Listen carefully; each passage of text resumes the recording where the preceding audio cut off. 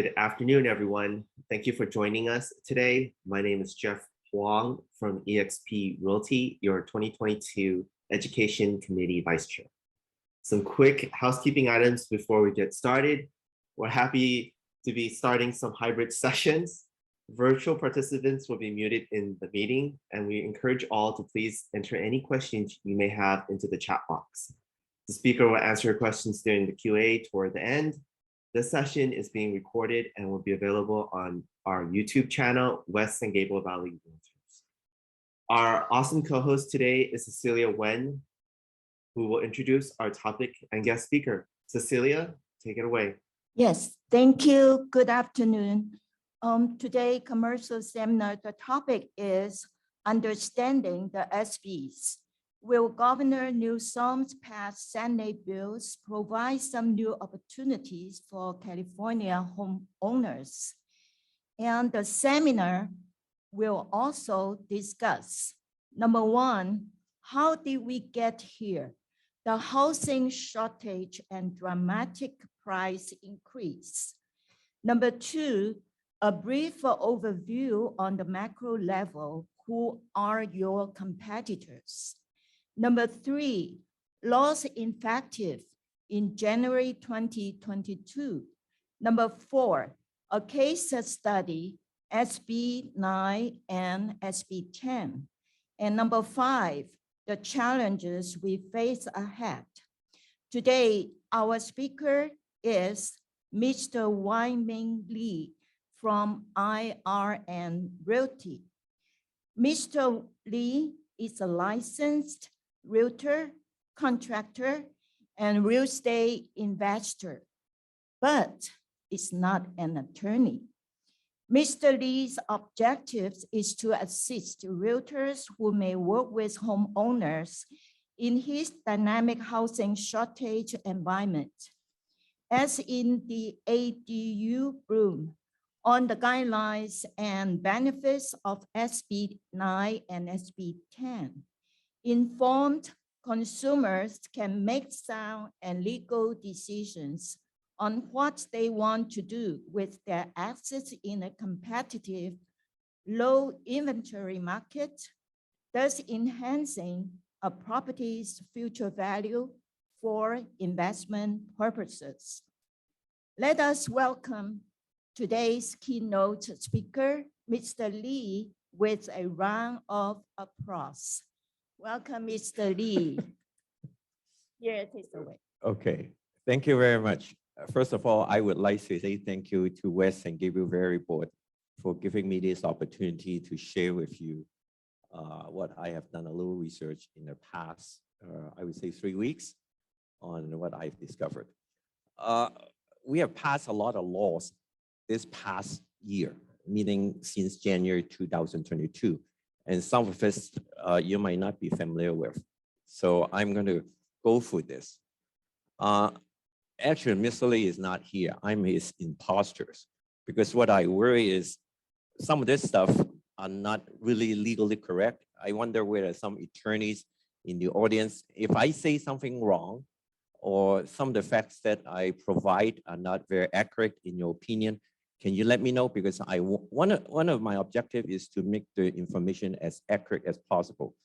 Because these two laws, SB 9 and SB 10, which I'm going to focus on today, can affect some of the real estate developments. As I said, I'm an imposter, so to make me look like Mr. Lee, I'm going to wear my sunglasses. No, you guys can see me. Okay. What I want to say is I want to throw a disclaimer out. I don't know why there's a lot that are passed at the Sacramento level, and most of this legislators are actually trying to work on our benefits, but for some reason, that's been my experience. The local government official on the municipalities and the cities, I do run into a lot of challenges from them. So if you're going to run into this, I'm going to give you a little bit synopsis of some of the things that you should be aware of, so you arm yourself with some knowledge. Because I've gone to cities and talked to some of the planners. They say, oh, Mr. Lee, you know about this, we don't even know. So I'm going to give you on a macro level. There's a lot of details involved in these laws, but I'm not going to go into details because I will put you to sleep.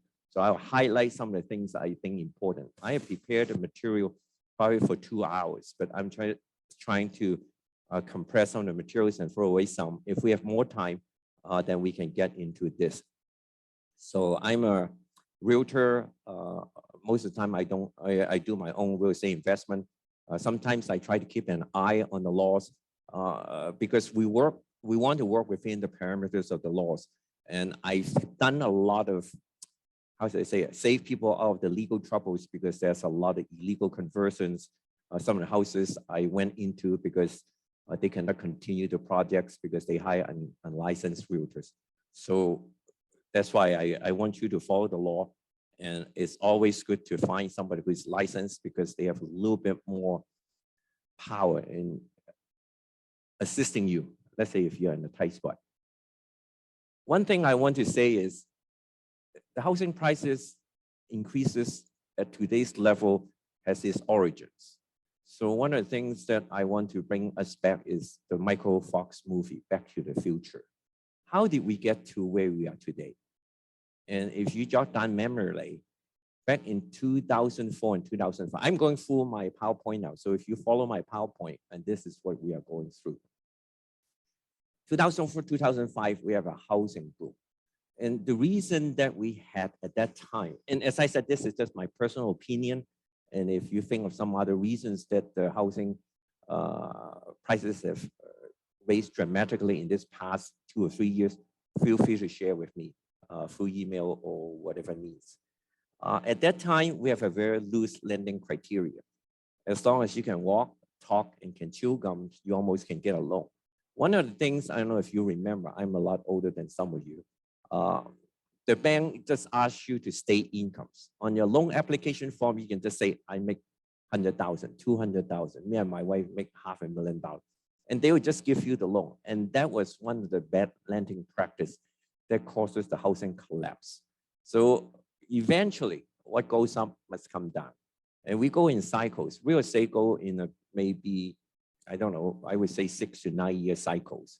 So they go up, go down, go up, go down. But you know, on a long-term basis, it's like mutual funds, always tend to go up. Eventually, the market crashed in 2008. There were 2.3 million homes that were foreclosed.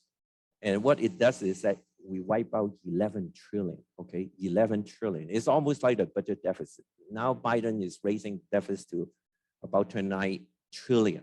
So we are talking about a T. So at that time, all these houses were foreclosed because people leverage more than what they can afford. And this is the result of that. And then I don't know if you remember RTC. RTC stands for Resolution Trust Corp. At that time, it was formed because it's very hard for one agency or one bank to handle all these foreclosure properties. So they form a separate entities trying to address these issues. So once it's gone, once all these houses are put into this particular entities, then you know what happened. A lot of financiers are coming into the market. What they do is that they bought things a dime on the dollars. So all these foreclosure housings, the RTC tried to get rid of some of these houses. So they were sold at a deep discount. At the time also, because of what was happening prevalent in the market, the bank started tightening the criteria on lending. So what happened is that it prevents a lot of borrowers, even somebody who might be qualified, from buying mortgage, from buying houses because they want to meet certain credit criteria before they can qualify for a mortgage. So this is what happened back in those days. And then as time progressed, between 2011 and 2013, as I said, I'm doing some research on my own, trying to pinpoint where the causes of the problems were. Institutional investor, I call it II for short. II start coming into the market because they see all these houses were being sold at such a good discount. And then they say, oh my goodness, we can buy all this. It's not like me, mom and pop who can handle some of this stuff. And in a way, the II actually perform a very valuable service. What they did is that they put a floor on the drop of this housing. So what happened is, what I was saying is the institutional investors, they put a floor on this drop. And actually they saved the market. If you go and look back, without the institutional II, it's cash infusion on this market, none of these houses would have been bought. Majority of the houses that were in what we call a special asset class, they were very bad shape. They need a lot of rehab, dilapidated, and it is an important part that this II came in to salvage after the collapse. So that's what happened in between 2011 to 2013. So eventually they bring back some normalcy to the market. And that's what we were experiencing. Now, once they bring back some normalcy to the market, what happened is, well, if things are going well and the II saying, oh, now we got a whole bunch of properties, we can rent it out, we can sell it, we can do whatever, then it start pumping the market's prices up. That's what I saw. So move a couple of years forward. In 2017, and this is what is affecting California now, the legislator in California, basically in our capitals, saying that, well, now the market is somewhat normal. Maybe we should invite some foreign investor to come in and help us salvage our economic growth. And housing is a major force in trying to stimulate the economy because it affects almost all aspects of the economy, different sectors, because you got suppliers, you got workers, you got buyers, you got sellers. So this is like a great cycle. So one of the politicians at that time, and I couldn't pronounce his last name, Seth Yaroslavsky, and he was a politician. So he brought legislation to the assembly and say, can we do this? And this is when the laws start loosening up a little bit. So the saying is, not in my backyard, NIMBY, or yes, in my backyard, no. Now it's Wall Street in my backyard. So this is what's happening. So according to this legislative, to the narrative, a lot of these people are coming in and then they can rehab the house, increase the rent, and then if the tenants are not paying the rent, so they start eviction. So the process become very streamlined and efficient. And once it get to that level, it actually helps to push the price of house going forward because transactions are moving along like a train, very smoothly. So you don't have problems in handling this. And I don't know if any of you have heard of Blackstone. At the time, there's a little research I dig out. There's a company formed by Blackstone called Invitation Homes. It is an equity firm. If you know what Blackstone investment is, a very, very giant conglomerate. They look at this as a way to make money. And that's what they did. So they start going into the market in a very aggressive manner. In 2022 and between 2020 and 21, most of you are familiar with the CoreLogic's Case-Shiller Index. Basically, it measures the pricing increase of sales, housing from one area to another area. So there was a 19% increase from June to June of last year.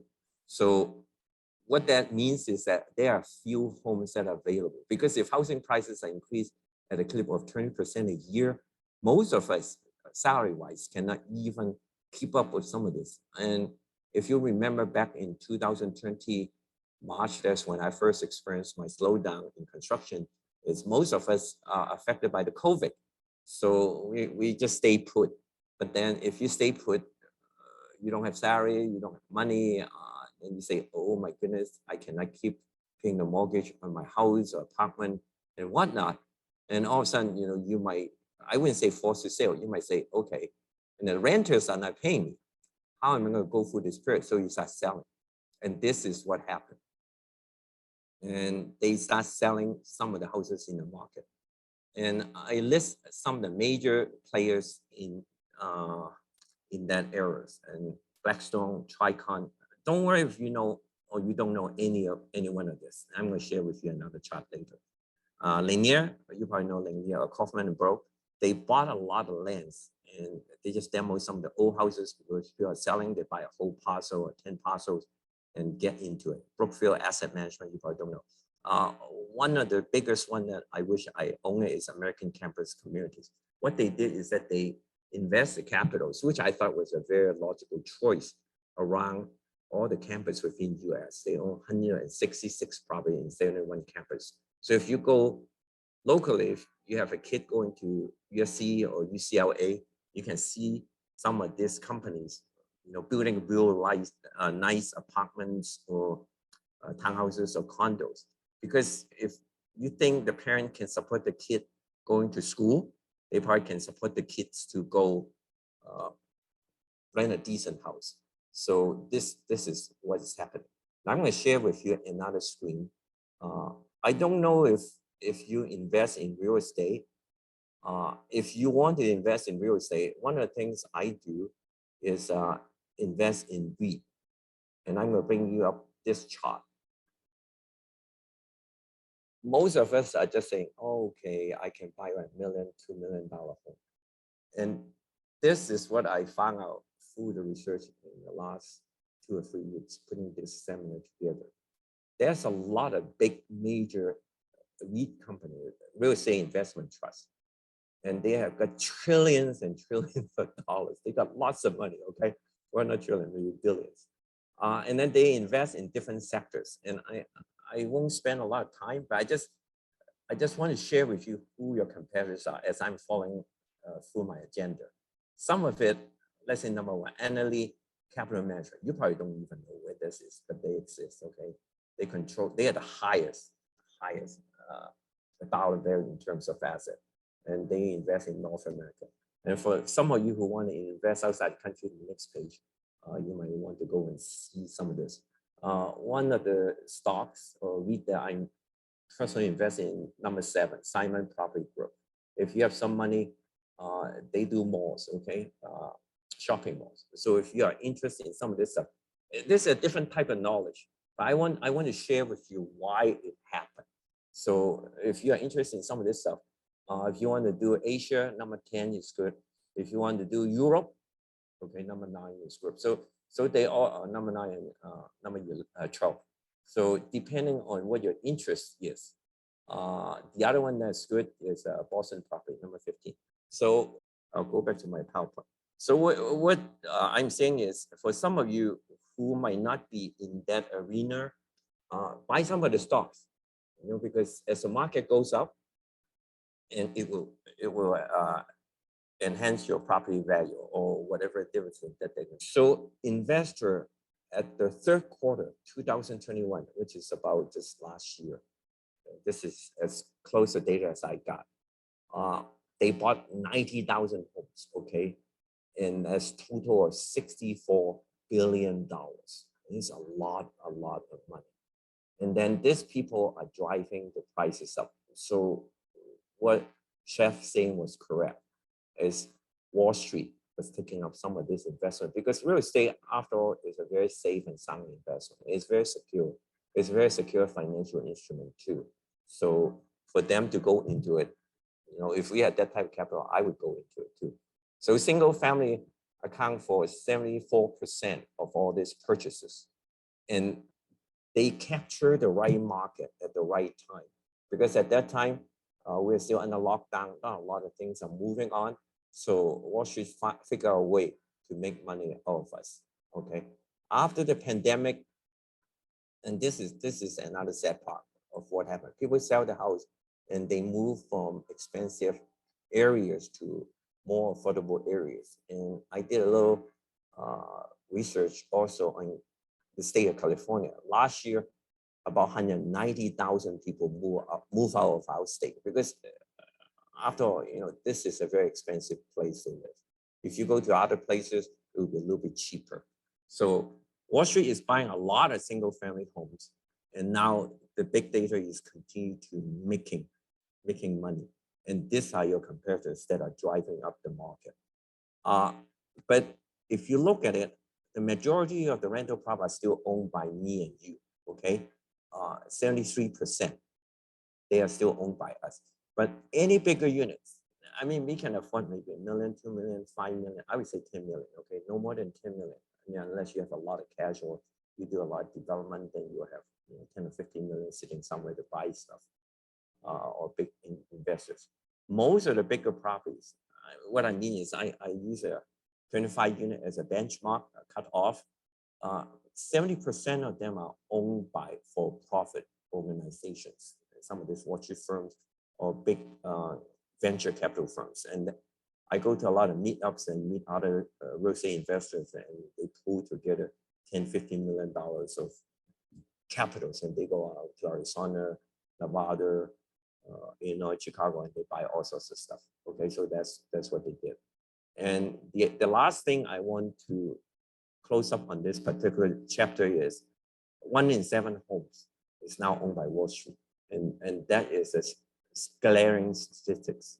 Do you think that we are being invaded by the bigger Wall Street firms who have got 10 times more cash than you do, than you're dreaming? And I don't know what we're going to do.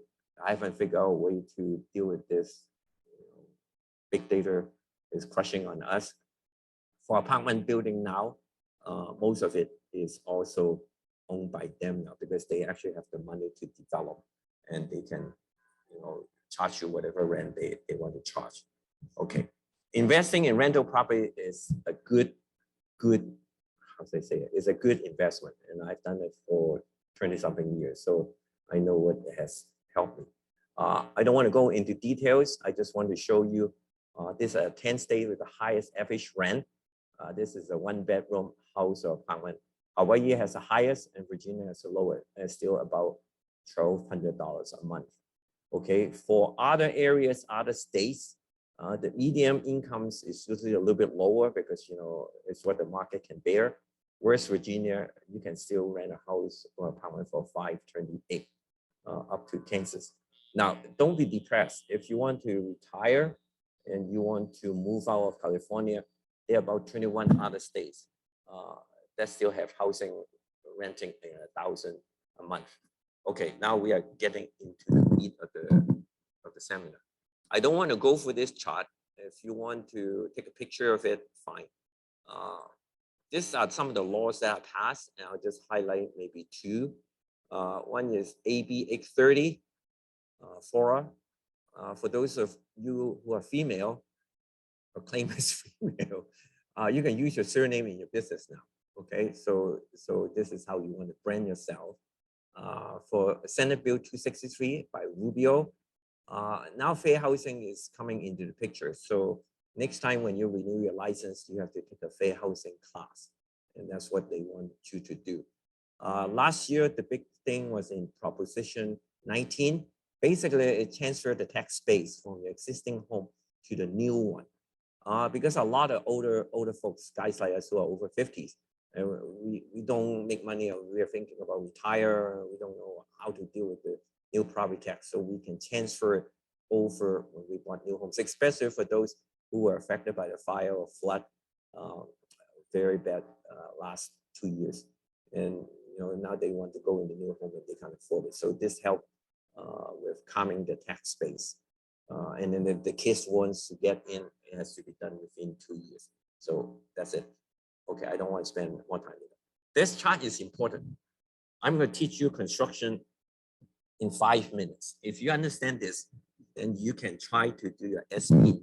Okay, so if you want to take a picture of this, this is good. Most of us say building a project is very difficult. Actually, it's not. And I've done it for 20 years, so I know a little bit about construction. But let's go through this really quickly. Anytime you want to build anything, you have to have some plans, okay? Nobody know what you want if you don't have anything in writing or you don't have a drawing.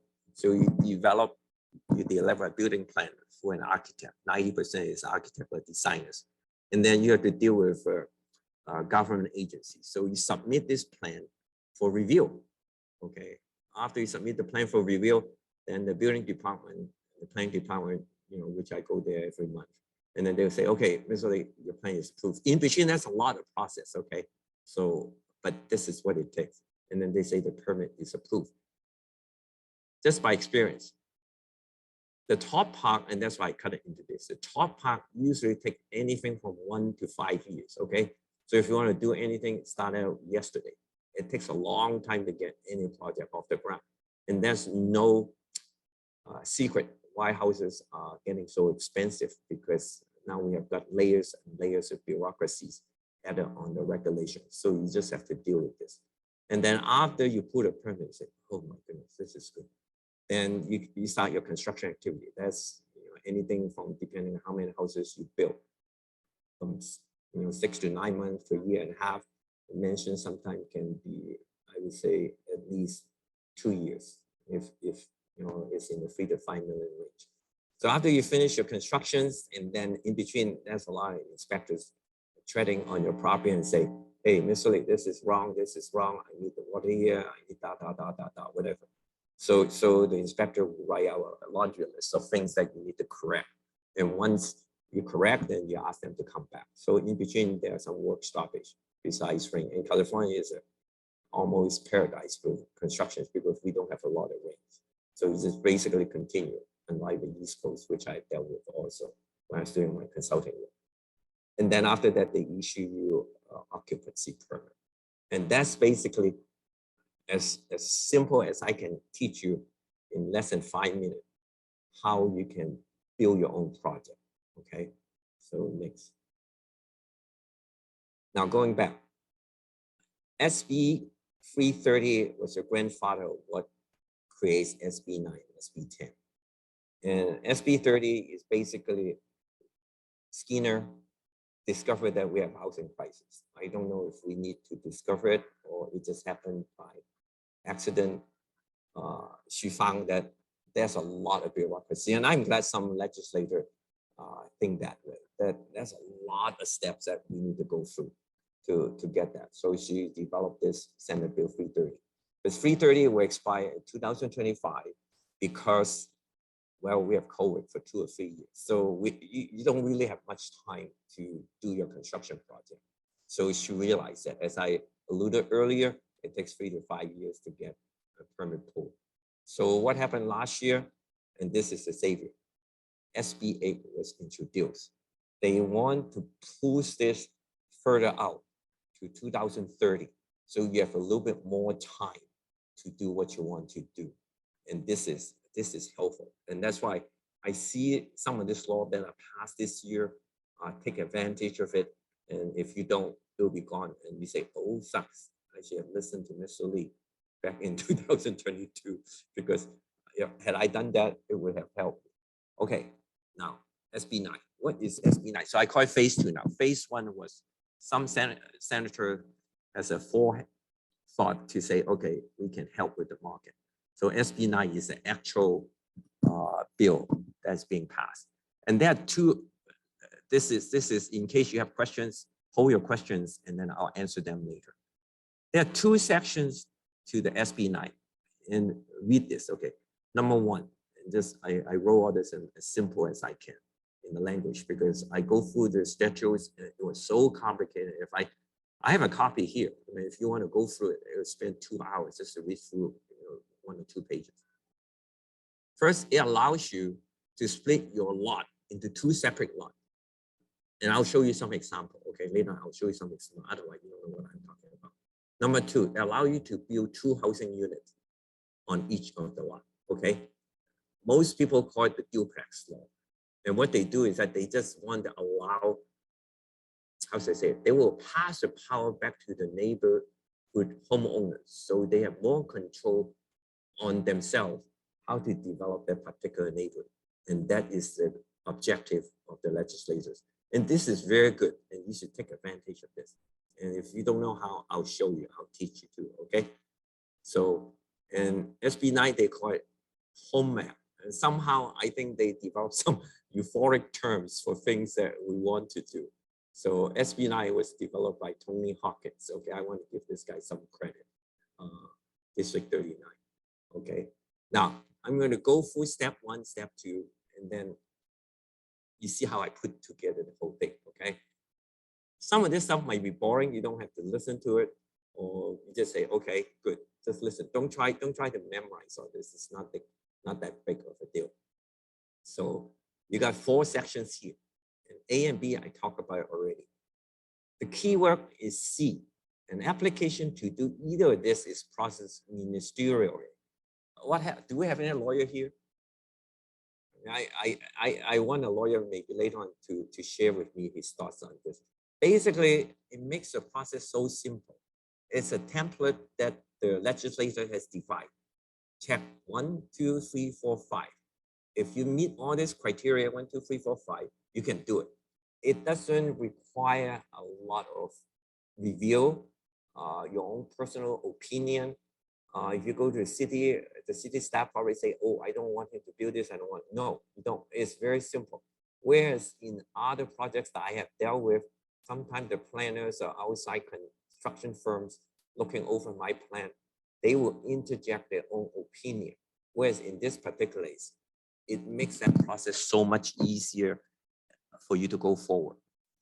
D, there's no requirement for secret review. I don't know if you know what secret is. Secret is California Environmental Quality Act. Basically, it was developed by this assembly member. I think his name is John Knox, and he lived in Custer County up in north of Oakland. I think that's where he lives. And very good. Back in 1970s, there was a big environmental push.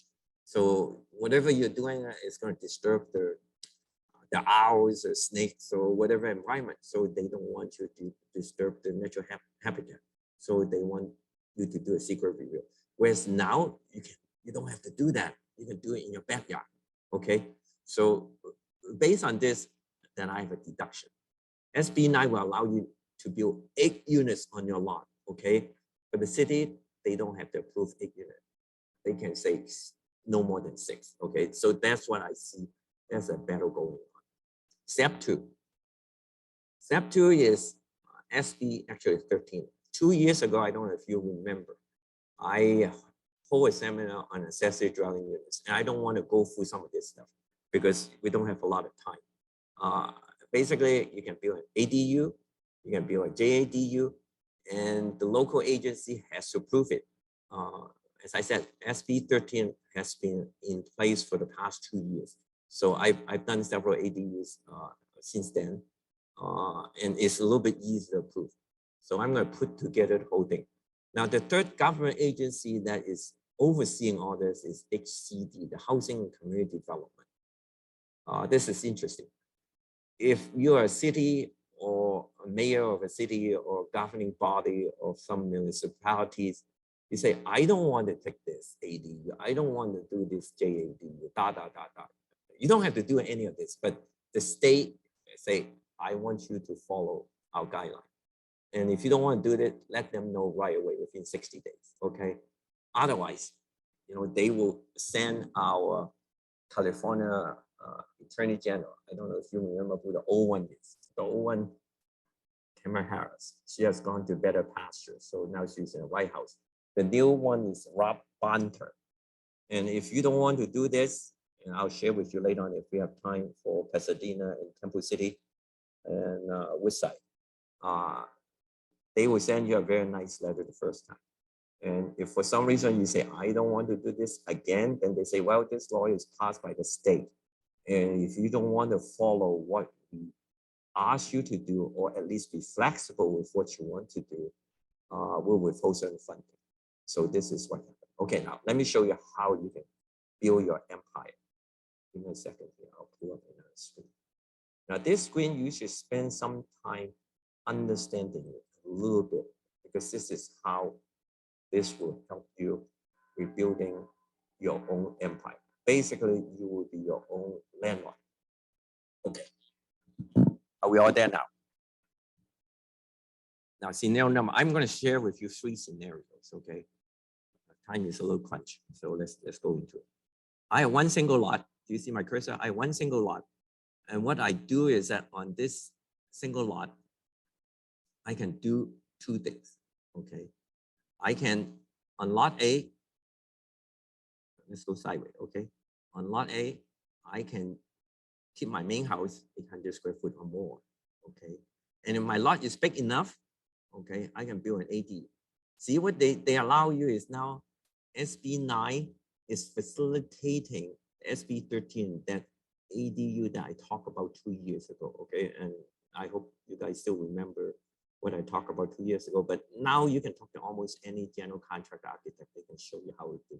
But now it actually legitimizes what we want to do. So let me repeat it. Lot A, you got main house, you got new ADU on the same lot. And that's it. Now you create yourself two units.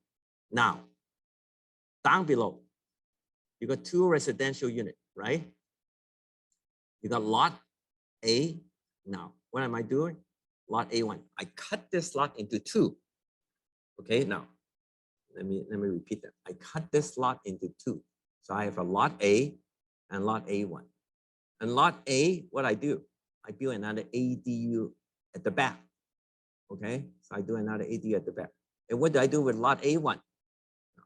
I go to the right side. Okay, on lot A1, I still have my main house. I build my main house, whatever I have, 800 square foot or more.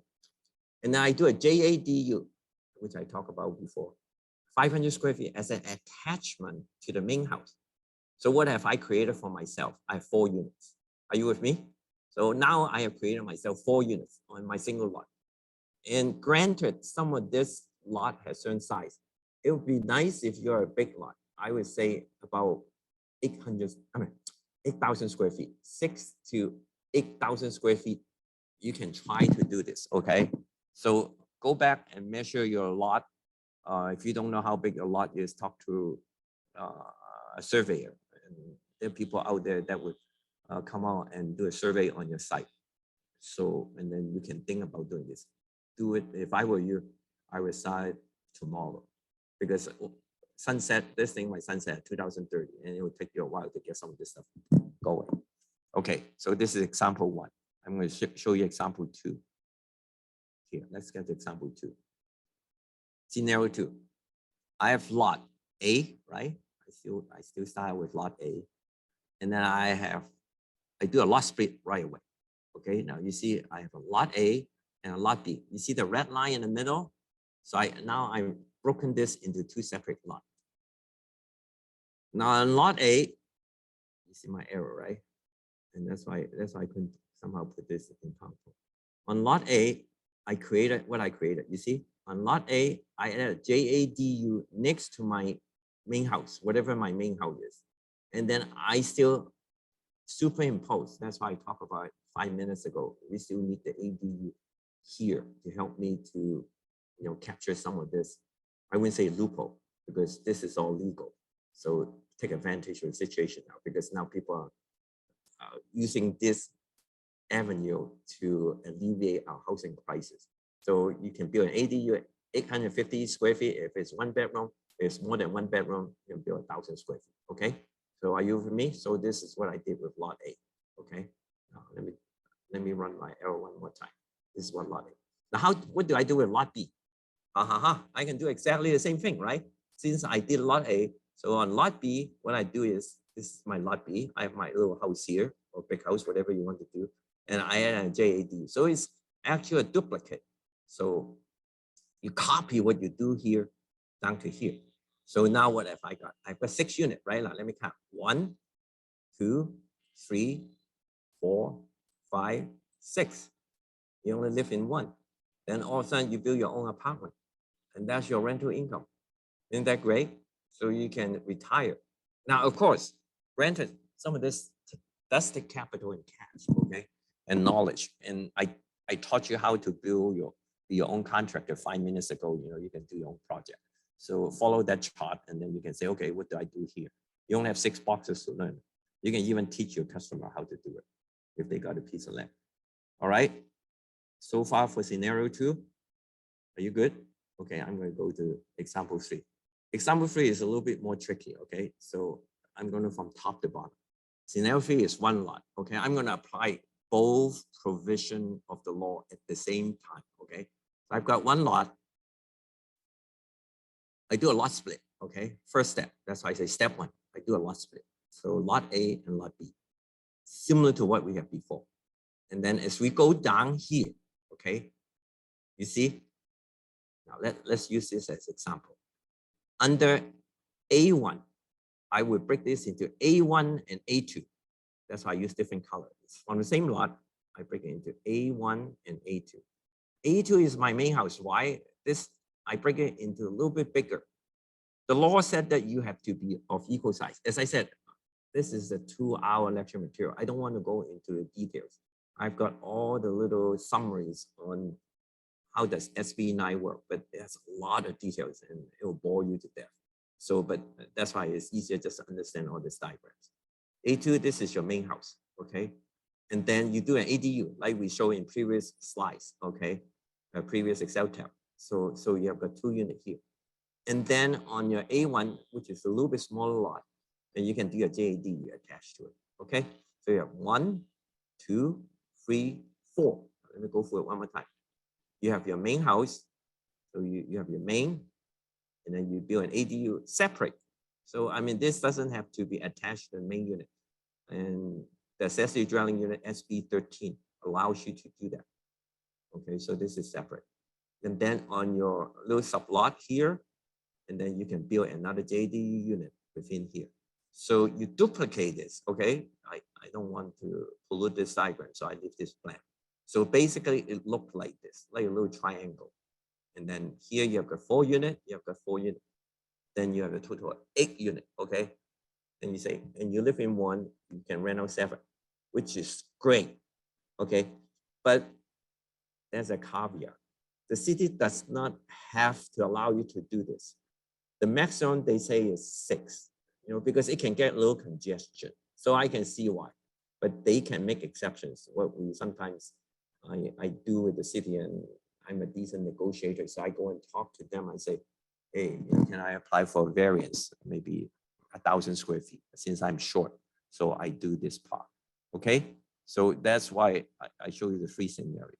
Okay, move on. So let me bring you back to my PowerPoint slide. So SB10. SB10 is a little bit interesting. You're almost like your own developers. The local agency allow you, and it's not that easy. SB10 actually is not ministerial approval, okay? So they do have a little bit fixed guidelines. And I'll throw this out as an example. The example is, let's say if you have a 30,000 square foot lot, which is a little bit over half an acre. You can build 10 units on any parcel, okay? On this particular parcel, let's say you have got 30,000 square feet. 2 keywords. I'm studying this stuff really well. 2 keywords is transit-rich area and urban infill site, okay? What's a transit-rich area? I can give you the legal or real estate definition of it, but that would take another half hour. What it does is that mainly if there's a bus line, good transportation, you can go to work between, I would say, 6 to 9 o'clock, and there's a lot of bus running over in 15 minutes interval, perfect. You got a transit-rich area. What's an urban infill site? Urban infill site meaning it's not like rural area that you've got a dirt road running up and the postman have trouble finding out your mailbox. An urban infill area is basically an area that have got a little freeway, some already built street, shops along the way, and some traffic light. So it's almost anywhere. I mean, you cannot do it in a park, okay? You're not turning a public park into this thing. You don't own the park. But that would be an ideal situation if you actually own a park. The other thing that they would allow you is that you don't have to go with CEQA, because you're basically doing what a developer does, that I work for them. Mr. I want to build a 15, 20 unit apartment. And basically you can do it on your own, okay? So, and this extends to January 2029, okay? That's a good thing. So you have about 7 years to go. So get it started. And then if you have got a piece of land, what I've suggested, and sometimes it works, is that you talk to your neighbor. I say, can I combine my lot with your lot? And that's a whole different area too. I don't want to teach you how to do subdivision or lot consolidation. Is a lecture in itself. You can combine 2 or 3 investors in your neighborhood and do this type of stuff. And then you have a good size lot. And then you can say, okay, we're going to live not in apartment areas, but in somewhat of a decent design that will be aesthetic and you enjoy it and you can rent it out. Okay. So next. The challenge ahead, I'm trying to summarize this as quickly as I can.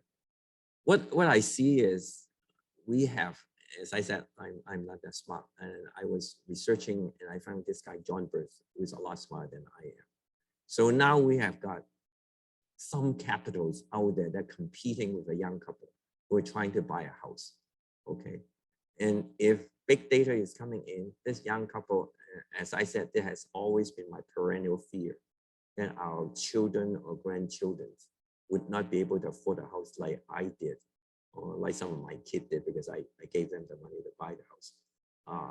It'll be tougher and tougher in California. If you go to other states, it would be a little bit easier. Now you got a lot of investment firms that are buying a lot of single family homes, rehabbing them, making them more livable, add in a little bit more amenities. So that's a housing boom. And I did not know there are 200 companies and investment firms, like, as I show you, some of those REIT, they buy, they have money to invest, and then there's a lot of construction firms who are doing this at the direction because they have got capitals from some of these investors. So there's a streamline of vendors who are in this, choo-choo train to go forward. These people are canvassing the whole United States. Okay. Now, how can we compete as an individual? We don't have that kind of money. Whatever they built, whatever they bought at that area is going to jack up the prices. Florida and Texas, housing prices were cheaper. I'm glad I bought my stuff there a long time ago. Nowadays, I wouldn't have been able to buy those things I have now. Those areas are under boom because they have less restrictions than California. So the dream that we were when we were young kids say, Mom, I want to buy my own house and move out, because I get tired of living in this tiny little dump. Yeah, no, it would probably be permanent. Most of us will become renters, the younger generation. And maybe that's okay because you can work basically anywhere in the US because of COVID.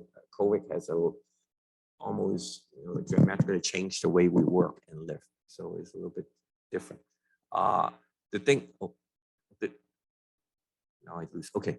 The thing that changes most is that now we have a limited supply. Even with SB 9 and SB 10, it's not going to elevate the housing shortage.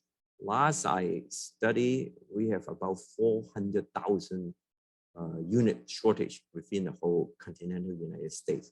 It will take generations before we can keep up with it if you want to own a single family home. And now 1 of 5 houses are bought by investors, and they never move in. They send scout out there and they bought the property and boom, that's it. So they farm it. So it makes a lot of researchers such as us worry about how the housing market will metamorphose because it's actually going to price some Americans out of owning homes. So that's kind of time I have for now. I have other things I want to share with you, but I think I run out of time. So maybe if you guys have some questions, you can share with, or you can talk with Cecilia, and Cecilia will shoot those questions to me, and I will see if I know the answer to your questions. Okay. Thank you so much, Mr. Lee. So informative and knowledgeable. So now one question. Does SB 9 have an expiration year or sunset clause? I I don't see SB9 will have expiration. SB10 will. One thing, just go back to my example. SB10 is sunset in 2029. Going back to my example, which I researched, very hard to research. They say if, don't quote me on this, as I said, I'm not a lawyer. If you have got 30,000 square feet of land, I talked to some other people who know more about this stuff than I do. It's initially theoretical. The minimum lot size is 3,000 square feet, okay? So if you have got a 30,000 square feet lot, theoretically, you can build 10 units, theoretically. But see, you don't account for the common area, the driveway, the landscape, the green, the weeds, and all this stuff. And as I said, I'm a builder, so I know some of this we took into consideration. So for 30,000 square feet, trying to build 10 houses, theoretically, it works, okay? It's just a number. The number shows that it works, but in reality, it might not work. You might need a 45,000 square foot lot to do what you want to do. SB9 probably will not have sunset. And part of the reason is because we still have ADU in progress, and those things are not going to stop all of a sudden. If it will sunset, somebody will let you know, or I will. Yeah, besides learning how to build all this stuff, which is somewhat not that complicated. The law actually kills me. It's very complicated, and everything I do, I follow the law. So those are the things I'll be watching.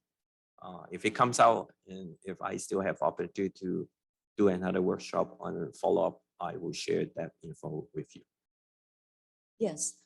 During the example you just share, so you mention all the time, cut the lot. So that means go through the subdivision procedure, right? Yes.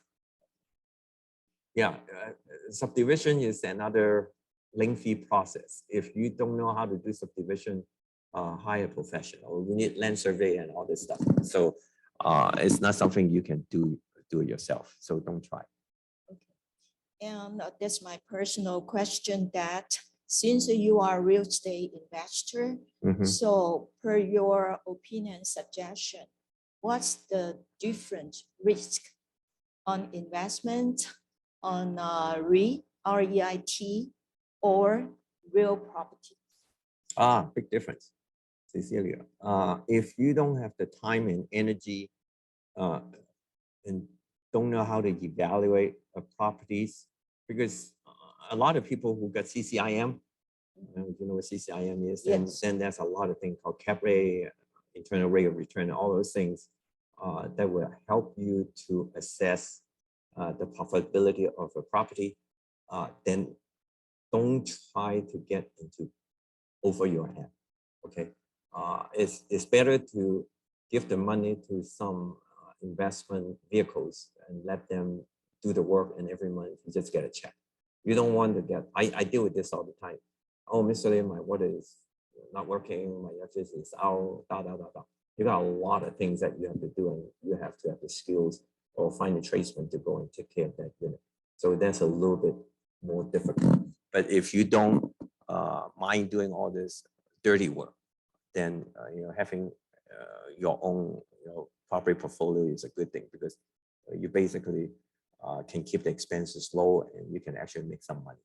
Whereas on REIT or other venture capital investment, you just rely on getting a dividend from them. And sometimes you might not even get the appreciation. As another whole different areas that we can have another workshop. Okay, thank you. So another question here, any ingenious way to get the finance soft, like to pay off a mortgage and get construction loan?